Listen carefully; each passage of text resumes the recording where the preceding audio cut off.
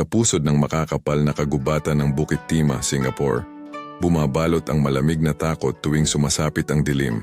Dahil dito umano naninirahan ang Bukit Timah Monkey Man. Kilala sa tawag na BTMM, ang nilalang na ito ay inilalarawan bilang kalahating tao, kalahating unggoy, may taas na hanggang 2 metro, balbon, at may matatalim na kuko. Unang naiulat ang mga sightings noong panahon ng British colonial era, kung kailan may mga naglalakad sa gubat na nagsabing nakasalubong nila ang nilalang na ito, madalas sa gitna ng gabi o sa mga madilim na sulok ng kagubatan. May ilang bersyon ng alamat.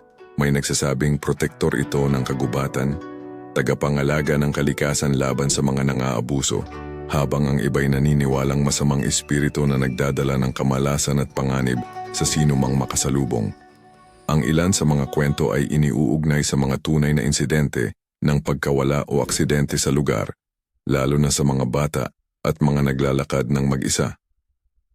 Hanggang ngayon, ginagamit ang alamat ng BTMM bilang babala sa mga naglalakbay na huwag maliitin ang kalikasan ng Bukit Timah at maging maingat sa pagpasok sa gubat.